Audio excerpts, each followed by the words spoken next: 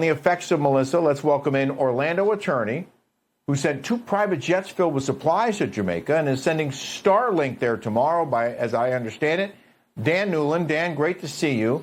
I understand you have a pretty close connection with the island. Yes, thank you. Thank you for having me on to help the ongoing awareness and of what's going on. I see some clips there that you're playing right now. It's as it's the best way to describe to me today by someone who's on the ground in St. Elizabeth, Jamaica, that it's complete devastation. The hospitals completely destroyed. The pediatric hospital just out. Well, there's pictures of the hospital right there. There's nothing left of the hospital. And so yes, it's terrible. And thank you for putting this on, by the way, and keeping the awareness. Well, of course. I mean, you look at those images, you can't treat patients there, obviously, and that's widespread, as I understand it. Several hospitals were damaged or destroyed, and one of Jamaica's chief sources of revenue, of course, is tourism. So, I mean, again, this island was absolutely devastated. How difficult will rebuilding the island be without that tourism revenue coming in? Because you can't have people staying in hotels when the situation looks like that. Absolutely. We already know that Jamaica's a struggling third world country. And, having gone down there for the last 5 years and worked with cardiac kids who do emergency pediatric surgeries, obviously they don't have the infrastructure. And I think this is going to be worse than the Bahamas that were hit a couple of years ago, where it was really devastated. We're just seeing it right now. But my very close friend, Shaggy, that you've probably heard, him and I teamed up to do some work down there. Oh, sure. It supplies. He is currently in St. Elizabeth with no Wi-Fi, no connection. I give him a lot of credit. He traveled 5 hours to get in there last night with 2 U-Haul trucks full of supplies, and then had to come out another 5 hours, really for his own safety, because it's obviously not a very safe environment right now. But the way he described it to me, there's no way that what he saw could ever be explained. And he's back in there right now tonight with another shipment. So what we're finding is that the government, as you can probably imagine, was not well prepared for this type of a situation. They don't have the resources. So a lot of individuals are going down. I give them a lot of credit. And I'll tell you about a group called 25united.org. A lot of people were asking, Dan, where would you go? What would you do? We finally found the right organization. 25united.org is part of Congressman Brian Mast is very involved in that. And so I would say that we've seen those cargo planes coming in. And now, believe it or not, civilians like myself are the ones that are directing the semis 5 hours away to different locations to get the supplies to where they need to be, with police involvement, with government involvement. But it takes a lot of, it's taken a lot I want to introduce, Dan, sorry, real quick. I want to introduce Jack Brewer, who just joined us here. I know we had some technical issues at the top. But Jack, I understand that you're heading out to Jamaica tomorrow. Tell us what you hope to accomplish on your visit, especially considering the way that island looks right now. Yeah, it's pretty devastating. We have teams on the ground now, partners that, we've been doing these relief efforts with for almost 2 decades. And so whenever we see these, we like to, send our reconnaissance folks out and really assess what's going on the ground. We also partner with the local community, so I'll actually be flying in with some local Jamaicans who have family there, and so we're checking on their families and checking on the communities in which they're from.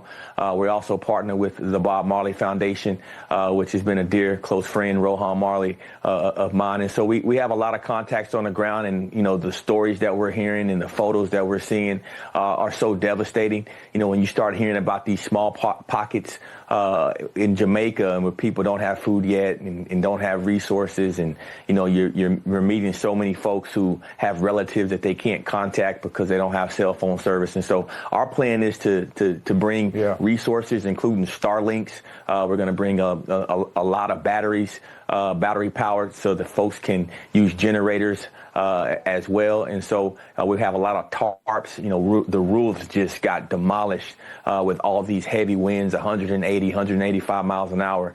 And so the island wasn't prepared for this, but we're going to come in, man, by the grace of God and our faith. We're going to go in and help some people. And we're not going to just help one time. We'll be there for the long term.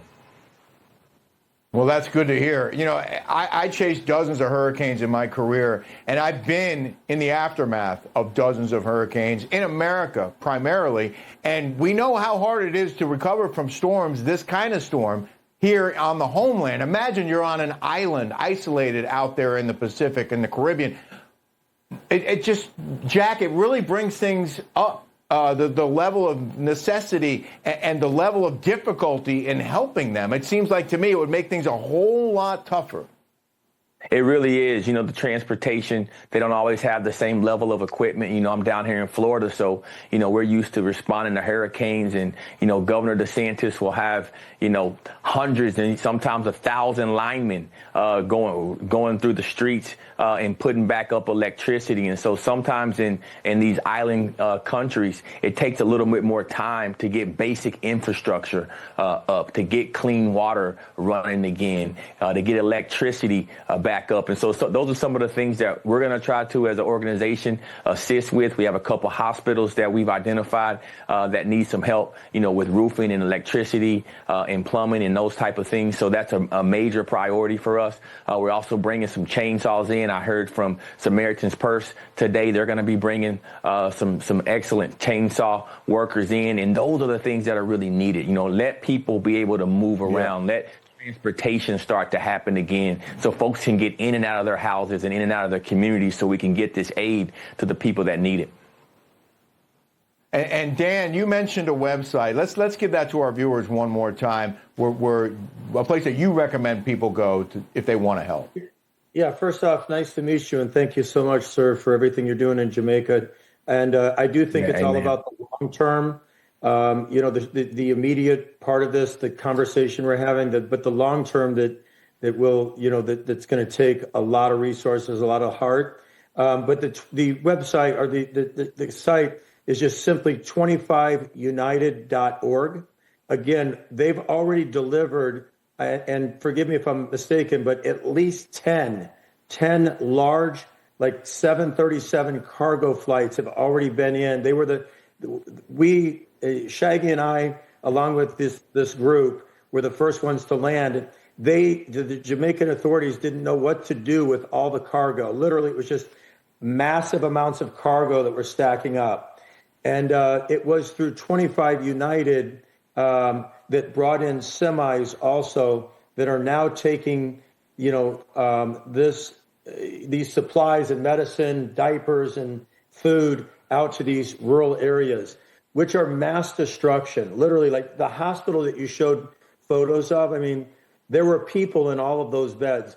And what Shaggy relayed to me earlier today was the amount of bodies that he saw that are unrecovered in the area, specifically in St. Elizabeth, where, it's said the death toll and all that is going to continue to rise. And the sad thing is there are people trapped.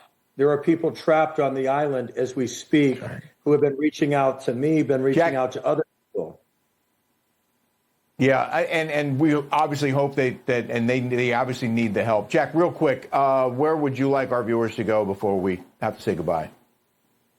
You can go to the jackbrewerfoundation.org. We're on the ground. We're trying to help as much as we can. We don't just want money. We want prayers, because right now we need to be fasting and praying for this nation, but also our brothers and sisters in the Caribbean. And also I want to mention Haiti. We'll be helping out there too. Haiti has a death toll, I think, that's just as high as Jamaica, and they've gotten such extreme flooding there as well. So I just want to pray for the entire Caribbean as they deal with this devastation.